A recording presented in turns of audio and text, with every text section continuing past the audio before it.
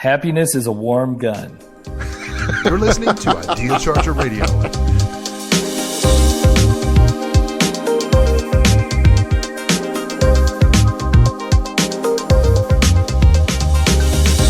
Hey there, Success Chargers. Welcome back to episode 36. Hope you had a great week, and you probably noticed that we unexpectedly took a week off last week, and that's really in part because the weather got a little nutty here. If you happen to watch anything on the, I don't know if it made the international news, but certainly the flooding here was quite substantial here in the Houston, Texas area last week. And the day that I had set aside to wrap up some of this great editing and do this little piece here and slap this thing in and get it uploaded for your listening pleasure, I didn't have electricity or internet connection that day, so that made it a little tough to do. So I decided, you know what, let's just kind of let things settle down, which turned out to be the right move. But boy, a lot has happened for us since then. For those of you that visited one of the websites that I had set up, I will sponsor Scott, or I will sponsor Chrissy.info. Thank you for stopping by and dropping off your support. We had a great number of people that offered support as we raised money for the MS Society and their great cause. Many of the listeners checked in there, and we certainly appreciate your support. And hey, if you know what, as new events come along and we are raising money for other things, I'll be sure to use that link and just redirect it different places. And who knows, maybe we'll ride the MS 150 again next year or pick one up in another state. But hey, I want to get to it. I have been recording over the last few weeks a number of fantastic interviews, and today is one of just wow. I just can't say enough about this. A friend of mine, he is an author, a speaker, a consultant, just does a tremendous amount of work in helping men be men. And it's really interesting how he has found a space that is very passionate and personal, both to him personally and professionally, about what it means to be a man. And in our journey today, we have a little conversation not only about what it means to be a man in today's world, but also what it means to be a man in the business world. And what's really going on there. So as we talk about redefining the modern day businessman. Now, for you ladies that are listening, look, we're not trash talking women in this thing at all. In fact, what we're talking about is how important both men and women play in various roles, and how really what's going on today in both the business world and just in the world in general, what is expected and what is really desired for the role of a man in the world today continues to evolve, and there's a lot of different perspectives out there. This past weekend, I had the opportunity you'll hear me mention it during the interview, but I have now passed the weekend that I emceed, an incredible weekend that was designed for people wanting to restore and refresh their relationships between husband and wife, and between parents with their sons and daughters. And we had a really powerful weekend this weekend. It was just fantastic. And this part of a group that I volunteer with. It was germane to the discussion that we had. So I'm just going to let you jump in, and then on the back end, I'll share a little bit more information with you as well. But here's Dan Griffin. Hope you enjoy the interview.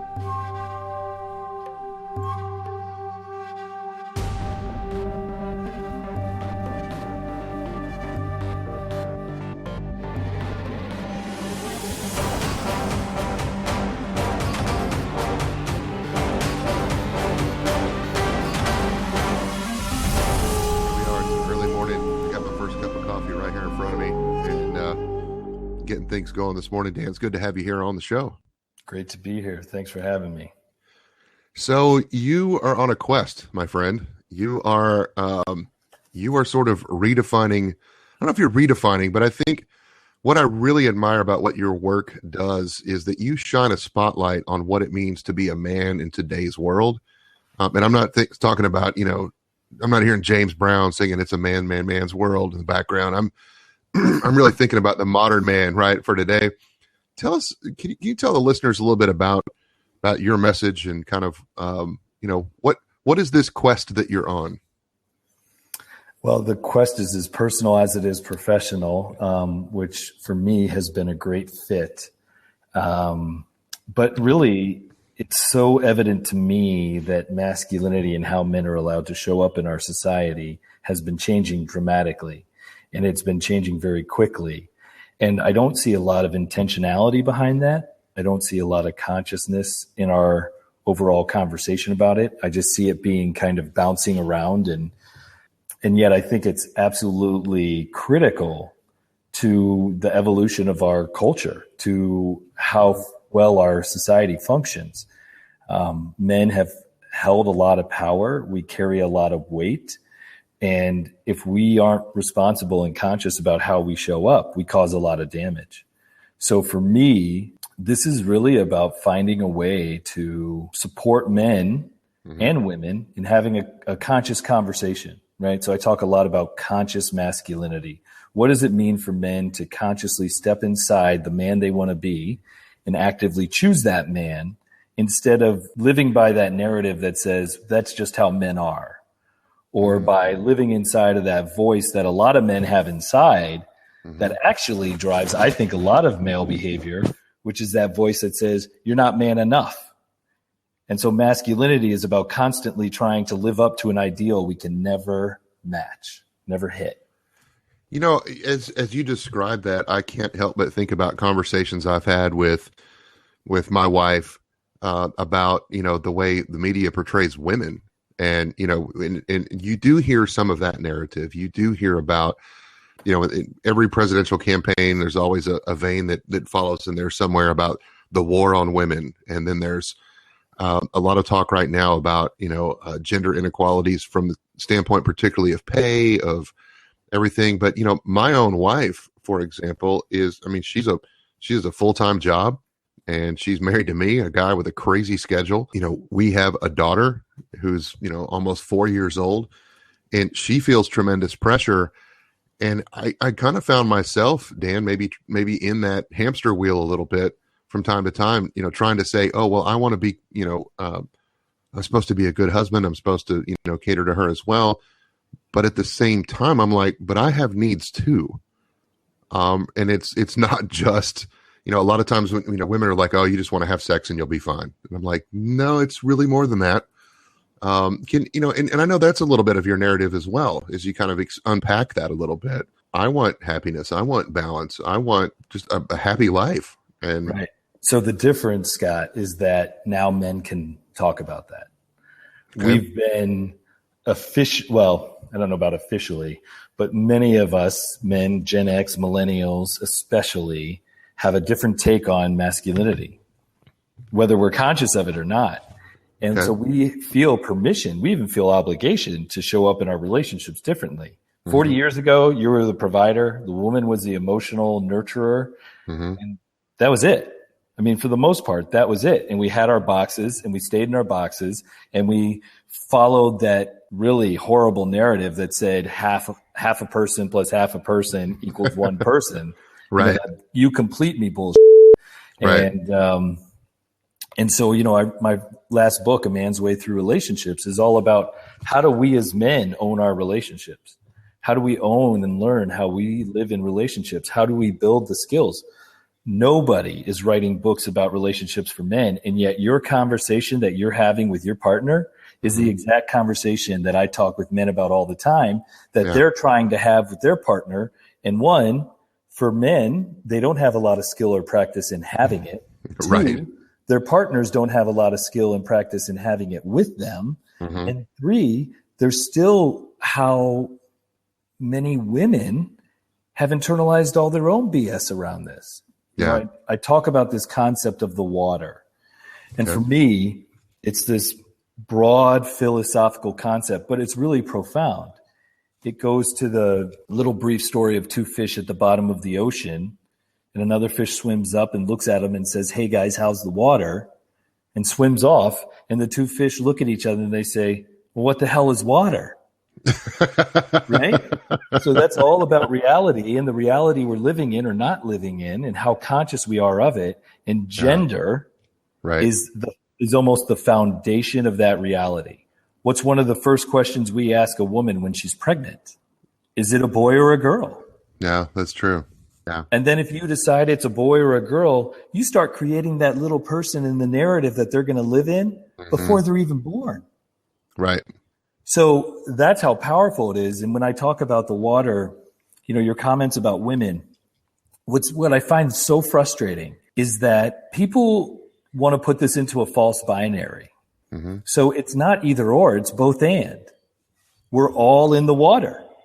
Right. And so for 50 years, we've been trying to clean out half of the tank. Right. And we're wondering why all the fish are still dying. I mean, that's truly what's been happening. So now what I'm saying is, no, let's clean out all the water. Yes, Right. absolutely. We need equal pay for women. Yes, absolutely. We have to stop this epidemic of sexualization, objectification of girls and women. Yes, absolutely. We have to deal with rape. But guess what?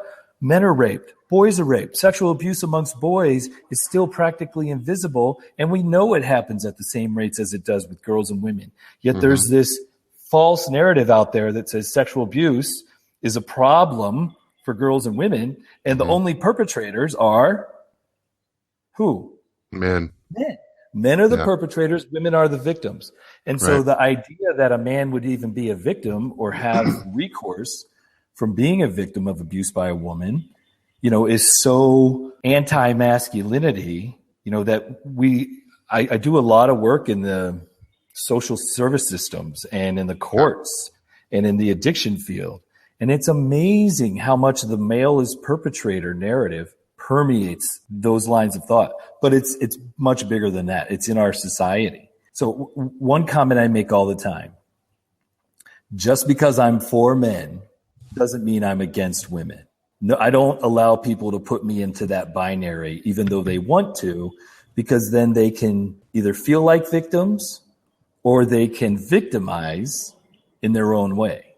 That's interesting because I when I'm working with business leaders and we're helping teams become more productive or helping, groups of people, build better relationships with our clients, I have to remind them that we see the world through the filters that were defined by our own life experiences. Absolutely. So I think to that vein, if you grew up in a abusive household, if you grew up in around addiction, if you grew up with certain roles being expected and that just being pounded into your brain your entire life, when you're out on your own, that's how you think the world is, right? So let's bring it back to this businessman that we're talking about, right? So let's. Mine is to help men find the same success in their personal lives that they're striving for in their professional lives.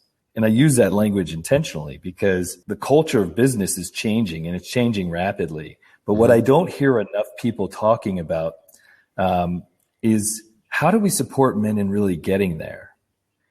Jack Myers wrote a great book called The Future of Men, and he's really looking at this issue.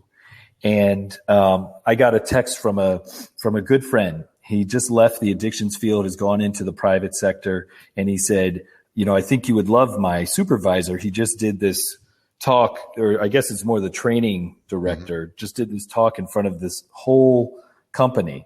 And he said the number one factor in business today is vulnerability. And I think that's great. I hear that all the time. But what I don't hear is how do you teach men who've been taught their whole lives not to be vulnerable, to be vulnerable? How do you teach men to be openly emotional when we've been taught all our lives not to be emotional? How do you teach men to ask for help when we've been taught all our lives not to ask for help? It's not as easy as writing a book or going in and doing a 1-hour workshop or a one-day workshop. And what I've found personally, as I've watched cultures of business attempt to adopt these ideas, is it becomes superficial. It becomes this layer of vulnerability that's really not as authentic as it could be because the consciousness is not as strong, right? So men, I think, I found, have a constant. I don't know if you can identify with this, but this has certainly been my experience. I hear it with a lot of men. There's this constant dance between following what I call the man rules, right? These ideas that we have as men about how to be men. And it doesn't have to be bludgeoned into us. We pick it up in the water. It's everywhere, right? But we've got these man rules telling us how to be men. And then we've got these other expectations.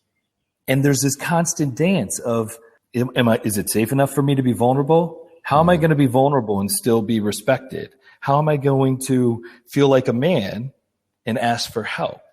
And I don't hear enough of us helping men navigate that. I just hear us telling them to do that. Mm-hmm. Just like Dr. Phil and Oprah changing the game in relationships, and then yet holding men accountable and criticizing us for not meeting a level of expectation that nobody's taught us how to meet. Right.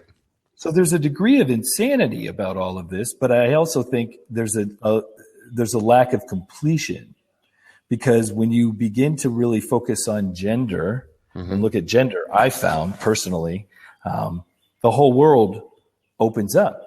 And I experience this in my relationship. Right. I know as much work as I've done personally, I know the challenges I feel on a daily basis in being able to be authentic with my spouse about how I'm really feeling, about what's really going on with me, while having this wall that says you have to be a man or that's weak, right? You don't want to look weak. You don't want to look like you don't want to look like, a baby. You don't want to look like, so there's all that language that men have and that we've internalized deeply that blocks us, I think, from true vulnerability, from true authentic expression. Well, I agree with that. I mean, if you can't be vulnerable, how can you be intimate? Right? Absolutely. How can you be vulnerable if nobody's really taught you how to do it? And again, let's go back to that idea of stereotypes. When a guy starts talking about being intimate with his partner, she will say, "Oh, so you just want to have sex and everything will be okay." Yeah. Right. As we kind of get back to that. And it's like, no, that's not what I'm saying at all. And it's not an easy conversation. There isn't a model many of us can go to. Several years ago, I went through a divorce, and it was emotionally devastating for me. And I didn't know how to handle that. I didn't know what to do, and I just kind of tried to do, and I tried to just, I went out, I was a guy. I did a lot of crap in my 30s that most people did their 20s, running around, acting like an idiot, because I was trying to find myself. And what I found was that what I thought I was supposed to be isn't what I wanted. Mm-hmm. And I had to re-engage with my spiritual self. I had to, faith plays a big role in my life now. Next weekend, I'm emceeing a weekend event where we're restoring relationships between husbands and wives, and between parents with their sons and daughters, like usually teenagers, early 20s. And, we go out and spend a weekend, and we're doing what you talked about. It's like, let's unlock that vulnerability and just turn off all the noise and get real for 48 hours and which is awesome. Yeah. It's awesome. It's unbelievable what I've seen happen. And what I hear you saying is more people need to have conversations like that. Well, and it goes beyond that for me, right? So let's take a weekend like you're going to experience. I've been a part of weekends. I've led weekends like that. Mm-hmm. We work hard to create a safe space where men can do that. Right. But then we send them back into a culture that doesn't honor that. We send them back into a culture that doesn't respect that. And we send them back into a home that's not used to that. Mm-hmm. And so what I've found a lot of the time is if we're not preparing men with the tools to take this into their lives after that weekend, it can be really, really dangerous. It can be really, really challenging for them about how to bring that into their lives. And so, my interest is not in the powerful weekend. My interest is in what happens after. Correct. What happens so that we can support men in bringing that into their lives as professionals, bringing that into their relationships. I wrote A Man's Way Through the Relationships because when I did my first book, A Man's Way Through the 12 Steps, so I come out of the addiction and recovery field. I'm a man in long-term recovery, and that's helped me a lot because having some relational and emotional awareness is part of recovery. But I've also felt that tension between masculinity and that for a long time. But when I interviewed men for that book, every single man talked about the importance of relationships. Every single man talked about his struggle in his relationships. So then it prompted me to look and see, well, what's out there? Mm-hmm. What's out there written just for men about relationships? And you know what I found? Almost nothing. Goose egg. Yeah. Goose egg. I mean, if it was written by men, a lot of the times it's that Steve Harvey BS that reinforces those ridiculous stereotypes. If it was written by women, it's demeaning toward men a lot of the time, or it's written from a woman's perspective, which I think is much different than a man's perspective about how to show up in relationships. So in many ways, I've written one of the first books about how to have a man in relationships. That's ridiculous. Right. You're like, it's ridiculous. Do you find yourself going, why am I the first guy that's ever thought that this book needed to be written? Yeah, it's absurd. It's absolutely absurd because I talk to men like you all the time who are trying to navigate their relationships with their partners, who are wanting intimacy, they're wanting vulnerability, they're wanting connection. I've got a lot of male friends who are the ones that are pushing their partners to get help, pushing their female partners to go to couples counseling, pushing their female partners for more intimacy and vulnerability. Because women don't know how to do that either. They really haven't been shown either. But a little saying I have is that the way men disconnect from relationships is through isolation and through our front of being a man. The way women disconnect from relationships a lot of the time is by complaining about the man. Right. And when the man finally shows up authentically and vulnerably, a lot of women don't know what to do. They're confronted by their own inexperience, by their own fears, by their own challenges. And they're also confronted by that part inside of them that has internalized the man rules. And then suddenly they're like, whoa, I wanted you to open up, but I didn't want you to be crying at cat commercials. So I get passionate about this because I think we're doing men a real disservice by not having this conversation really, really consciously. And I see it being more reactive or more assumptive, kind of like, well, let's just talk about vulnerability. Vulnerability is going to transform your business. Great. But show me how to do that and live in that authentically without feeling threatened and without it becoming superficial. Right. I mean, you've been around guys and women, but you've been around those people who are pseudo vulnerable, who are pseudo authentic. I mean, like they're stuck in that persona of sharing things from their feelings and all that stuff. But a lot of the times it's fairly staged, right? You and I are speakers. We know how to stage that. And so if you take a deeply patriarchal, hierarchical culture, and then you come in and you put on top of that vulnerability and intimacy and collaboration and all of these current principles of business, there's a deep, deep conflict.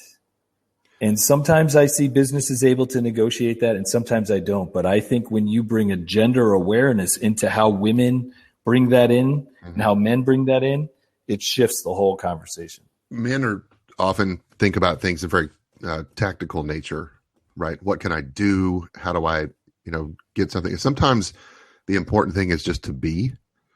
Even in my crazy world, just the other day, my wife unexpectedly said, "You know what? I'm taking today off. We're just going to go hang out." And I was like, "Oh, that's cool." Today I was home, and so we went around and ran some errands and different stuff. And she looked at me in the afternoon and she went, "Sometimes I forget how much I enjoy just being with you.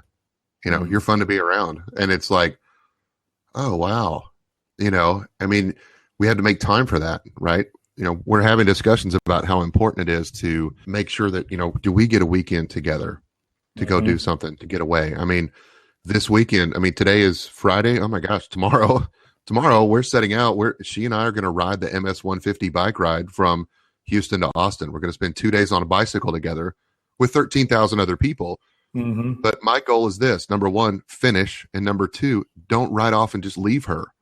I'm like, let's just go. Our last tune-up ride was last weekend and she pulled me all weekend. And I was like, oh my gosh, I'm so proud of you. And it was just like, it was okay for me to go, I don't have to be the man. I don't have to be first. I mean, I'm going to be honest. When I turned that last corner and knew we had 11 miles left straight into a headwind, it stood me up on the bike. And I was like, I don't have to push through this. I can just be me and go, you know what? I don't want to get hurt. I've already been 55 miles today. I'm going to stop. And she looked at me like, if you want to keep going, we can keep going. And I said, you know what? It's not worth getting physically hurt. How many men would have just powered through that last 11 miles to make a point? Absolutely. About being a man. And I was like, I realized in that moment when the rider support stopped and he looked at me and he goes, hey man, are you okay? And I was like, I have no mechanical issues and I'm not injured. And he goes, okay. I said, there is nothing hurt but my pride and I'm going to be all right. And we had a chuckle about it, but I owned it in that moment. Right. And that's huge. Yeah. That's huge. And I think we have those moments all the time. So, I'm a pretty intense person, pretty loud, I'm pretty emotional.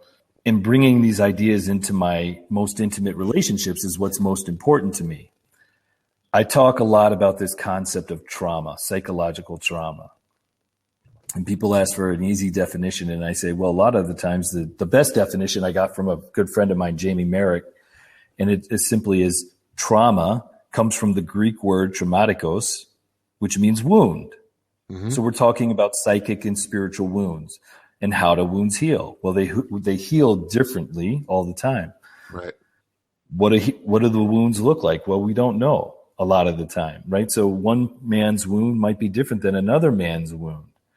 But the key is that for so many of us men, right, having trauma is not manly. Acknowledging the pain in your life is not manly. And yet that pain is destroying so many men's lives.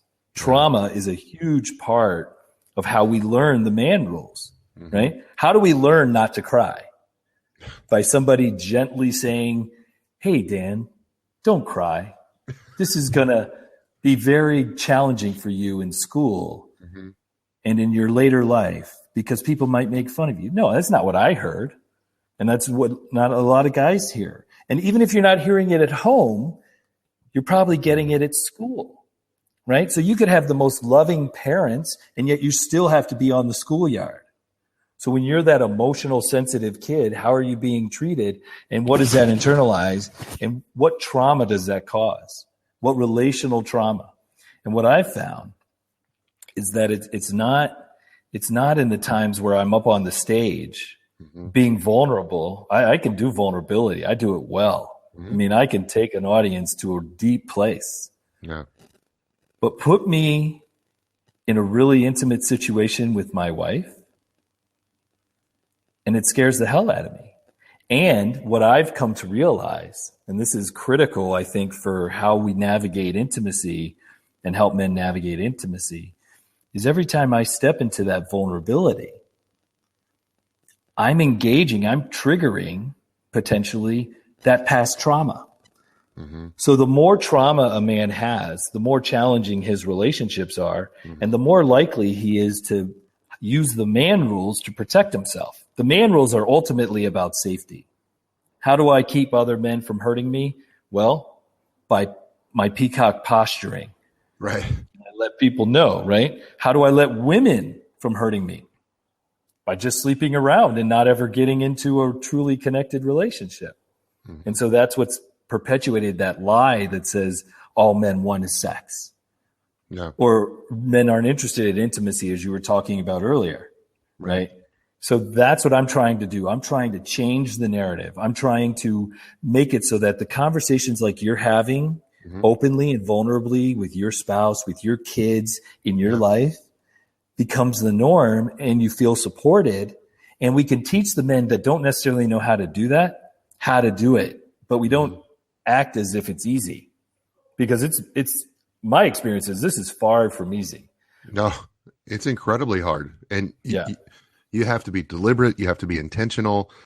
I mean, it's and I want to get to this in a minute. I want to kind of bring the conversation back around to how we can demonstrate that, I don't know, maybe that leadership as men, and set that example in the business world. Because I know, like for me, I've got tremendous flexibility to schedule however I want my day and my week. I've got, some clients that have been blowing up my phone all morning. We're trying to get some stuff scheduled, but I've put some boundaries up, and as a general rule, I don't schedule many phone calls before 9 a.m. and I don't schedule many after 4. And the reason is if I'm home and I'm able to do that,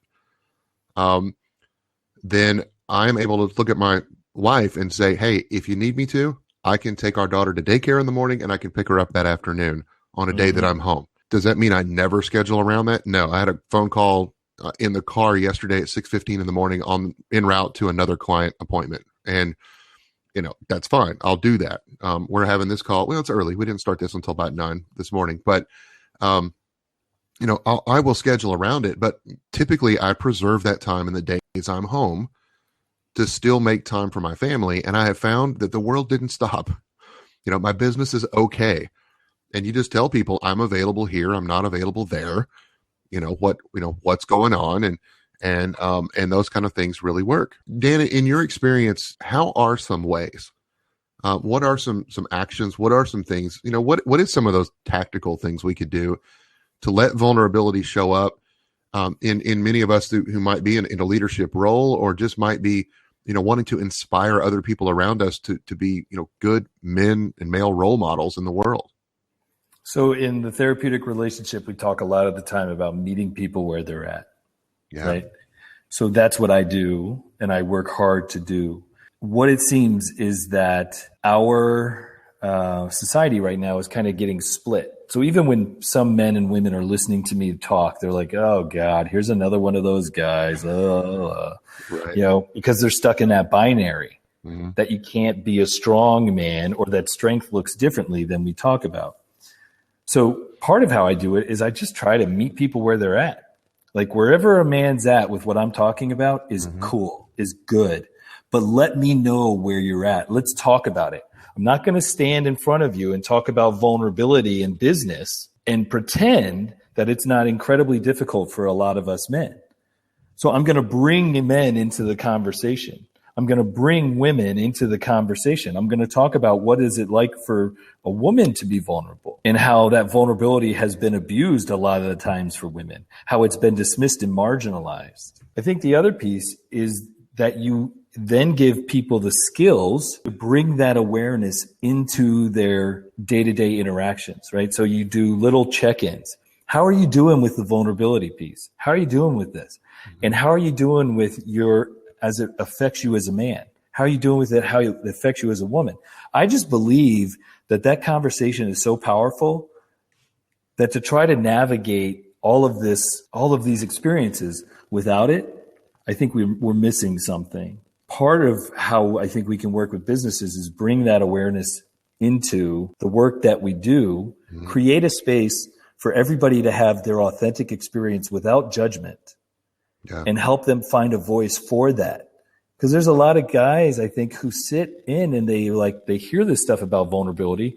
They do the great workshop with you or with me or with anybody. Then we leave and it's like, how do I get that back? Because I don't know how to be vulnerable anymore because it's not safe in this culture.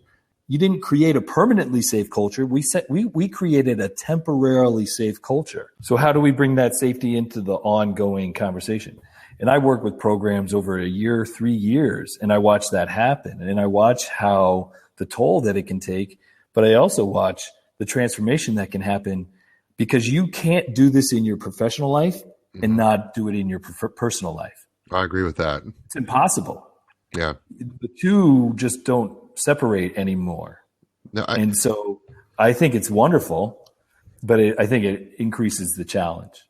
Well, I think, people talk about you have to have work-life balance. Let's balance our personal life with our professional life. And I am the first one to call BS on that. I don't think there is such thing as work-life balance. I think we're all in a blender and we're trying to make a smoothie that tastes good. And that's the analogy that I like. And when that came out of my mouth once in a presentation somewhere, and I got a chuckle, kind of like I did just there from you, from the room. And then I was like, I might have hit a nerve here. And I paid attention to that, right? And then I kind of refined how I set that up, and then I would share that with other groups, and people would go, "Yeah, And then, what are those ingredients? Well, for somebody with kids, it's, getting kids to dance and gymnastics into the ball fields and getting to the grocery store and having food on the, dinner on the table when everybody gets home and trying to eat dinner together. When I schedule with a client or a client asks to hold a date for me to go to their offices and work on site with their people, I include my wife on that calendar invite. So it shows up on her calendar at work. Absolutely. That's how I signal to her that, hey, there's a potential that I need to be in this city on this day to go deliver a program to this group. That's helped us to communicate more effectively without really interrupting the flow of our day. So, you think about what's a tactical tool you could use. I'm fortunate my wife has an electronic calendar. She looks at it. At least she knows, because honestly, when we first got married, it was just the two of us. I would go on the road for 2, 3, 4, 5 days at a time. And she'd go, I don't know where you went, but I know when you're coming home. And that was it. And I was like, holy cow, she needs to know where I am. Yeah. She needs to know it. My wife and I have a very similar process. Sure. And, our daughter is 6.5. So there's also the issue of needing to be home when she gets off the bus or getting her on the bus. Yeah. So even if I have a morning meeting or an afternoon meeting, it is that conversation, and it is being open, and it is about recognizing that even if a man in a relationship, even if our default is to be engaged, a lot of the times the woman's default, because of how they've been raised, because of the woman rules, to have to be in charge, is to have to take care of everything. Brene Brown says the source of shame for men is never wanting to look weak. And I think that's part of it. I think that's part of it. I think for men, it's really we just don't want to not look like a man. So whether it's looking weak or looking stupid, or it's this idea of like just not looking manly. But for women, she says, the source for shame for women is feeling like they have to do everything perfectly and making it look effortless. And while they have to look good doing it the whole time. And that resonates with women. So even when you and I are talking, how do we create that? It's that both and again. If I just become some navel gazing man who's going and doing all my personal work, but I'm not still, I found a lot of men who they're checked out of their lives before they get into this personal therapeutic or, consciousness raising work. And then they check out again because they're shifting the selfishness. Now it's like, oh, I got to go to my group because, so I can't really help you with the kids, or you still got that, or, I can't be engaged. And it's at both and. How am I a fully engaged partner? And how do I recognize my wife's tendency to take everything on? Right. How do I support that in not happening? How do I consciously interrupt that, take care of myself emotionally, spiritually? And it's that balance. Yeah. And you're absolutely right. It's not a 9-to-5 balance. Moment to moment, one day at a time balance. I can tell, sometimes for me to be a better husband, it means that I have to intentionally go meet up with my men's group to be around other good Christian men, in my case, that live the kind of life I want to live. And what I have learned is that as I've gotten to know these men, and these are very successful business people here in the Houston market, Houston area, tremendously successful in a number of rights. But for me, they're really successful because they are great men in their household. They're fathers, they're husbands. And it's as much attention as they pay to their business, they pay to their spouse and their kids and, and their God. And that balance is positive for me to be around. And I know when I haven't made it to that group very often, because I feel it, I know if we don't make that space, to just, say a prayer at night with my wife, that's incredibly sexy for my wife. Like she told me one time, one of the sexiest things I've ever done was the day I wrote a check bigger than she thought I was going to, and I dropped it in the plate at church. And she was like, that was pretty hot. And I was like, can you remember that in about 3 hours when we get home? That'd be great. But, and she looked at me and she goes, is that why you did it? And I was like, no, but did it hurt? And you can have fun with it too, right? I mean, it doesn't have to be all, serious. If you can't laugh at yourself, if you can't enjoy your life, what's the point? And for me, it's like, you know what? It's hard work every single day. But I applaud you, Dan, for being somebody who's out there who literally, I mean, when you and I first met just back here a month or two ago, I mean, from the start, I was like, wow, I know what this guy's about. And that's different. And I like it. And that's why I wanted to make sure we got you on the show to get the word out, because guys, it's okay. You know, you don't just have to be that tough UFC fighter type guy. I would be horrible as a UFC fighter, but I make a pretty good teddy bear, and you know, that's just who I am. But I'm proud to be a husband. I'm proud to be a father, and I'm trying to build a business that my whole deal is to create options for my family, and I'm leaving room intentionally for my wife to be able to pursue whatever professional pursuits are important to her, in addition to being a great spouse and partner and lover and friend and everything that she is to me. So thank you, Dan, for sharing that message. Before we go today, I do have 3 quick questions that I like to throw on the tail end as the lightning round. And I know you've got to head out here shortly. So we're looking for 15, 20, 30-second answers here. The first 2, I think, are somewhat provocative questions. I think they're around some areas. You mentioned Brene Brown, and these are a couple words that she doesn't like either. But I want to throw them out and kind of just see, in your terms, in your world, in your perspective on things, what does success mean to you? When people hear me talking, I think sometimes they can mishear. I don't have a judgment about how a man shows up. Mm-hmm. You want to be a UFC fighter? Be a UFC fighter if that's the man you are. But if you're being a UFC fighter because you got this voice inside of you that tells you you're a little girl, a little baby, you're weak, and you're never going to amount to anything unless you can beat the shit out of everybody, well, you know what? That's trauma, right. And that's not authentic. But if that is part of your authentic expression, be that man. All I'm engaging men in is conscious masculinity, right? So I don't think you can have a more successful person than somebody who does the work that they need to do to be their authentic self. And we use that word authenticity all the time, but it's like you said, it is hard work. We will never be fully authentic. We just have to own all the times we're not authentic. But to me, that's success. Yeah. If I can show up congruently in all the areas of my life, that's success. If the man you're experiencing here is the man my wife experiences, the man my daughter experiences, and the man that I am out in the world, to me, that's success. I try to be congruent in that. And if I'm doing that, the rest of my life will fall into place. I fundamentally have faith and believe that. Awesome. What is happiness? Happiness is a warm gun. Well, being in Texas, that's a good one. According to the Beatles. No, what is happiness? Here's what I've learned, right? So I think I've mentioned I'm in recovery from alcohol and other drug addiction.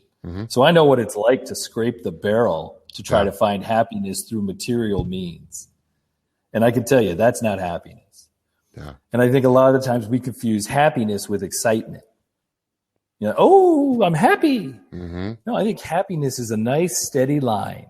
Happiness is that piece of calm. And what I've learned in the years that I've been walking this journey is happiness is a byproduct of right living. It's not something I can strive for in and of itself. It's the byproduct of right living. All right, last question in the lightning round for you. Here we go. Dan, we love you. We love your message. It's fantastic. It's awesome. It's good stuff. But for some reason, the rest of your life... There's the but. But. Yeah.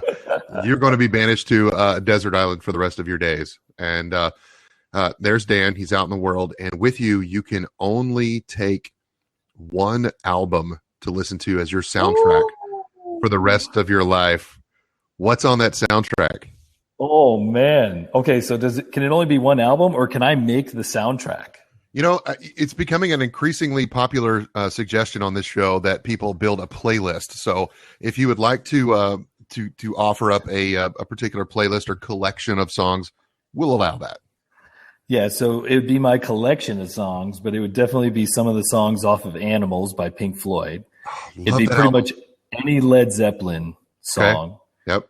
Alt J, Radiohead, and it would all be surrounded by Bob Marley. That is fantastic. That is fantastic. And I'm going to leave it right there at that. Dan Griffin, thank you so much for being on the program today. We really enjoyed having you. Thanks for coming by. Thanks a lot, Scott. Thanks for having me. I love what you're doing, and I appreciate all the efforts you're making to put this message out there and to have that same congruence in your life. Good luck on the bike ride. Thank you. I'm going to go be a man. We'll see you, Man buddy. up. All right. Yeah.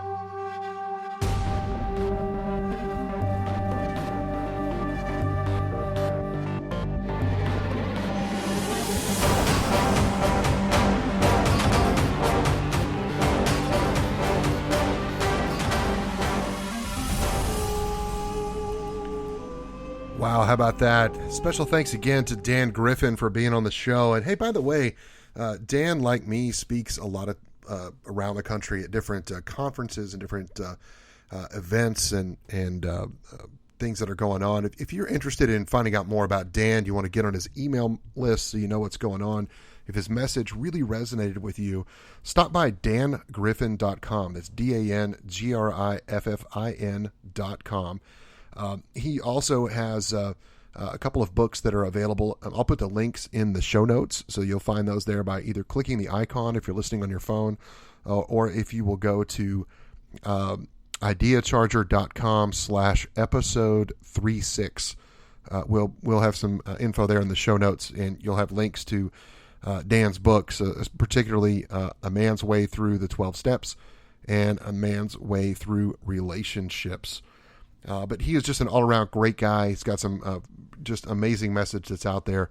And as we mentioned during the show, he and I had a chance to sit down not that long ago, actually face-to-face, and really had some nice conversations. And the more I get to know him, the more I really, really like what he's all about. At the heart of his message is one of connection. And vulnerability plays a huge role in being able to connect with the people around you. And I know that personally, when I started focusing on connecting with myself, that's when I started to see things turn in my business and in my personal life in a much more positive direction. And it's some good things. But just want to keep all that with you as well. By the way, we talked for a little bit towards the end of the interview about the MS-150 ride itself. Because of pending weather concerns, the second day actually got canceled of the ride. But, I said one of my goals was to finish and to not run off and leave my wife. Those things both happened. I did finish day one, and there's no way I could have run off to leave my wife because towards the end there, I had to just succumb to the fact that my old man knee started acting up. And I said, you know what, baby?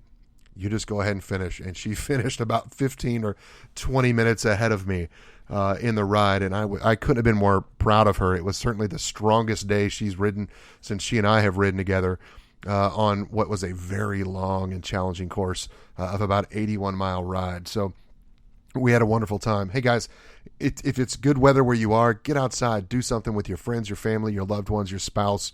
It doesn't all have to be about work. If you're putting it off until you've made it to finally be able to spend time with your loved ones, you're going to be highly disappointed, because if you don't make time along the way, they're not going to be there at the end. We'll see you next week, Success Chargers. Thanks for stopping by. And as always, if you enjoyed the show, drop off a message at ideacharger.com/episode 36. Or better yet, just play this for a friend and share the message. Thanks a lot, guys. We'll see you next time. If you enjoyed what you just heard, please post your 5-star review and subscribe to Success Charger today. Your future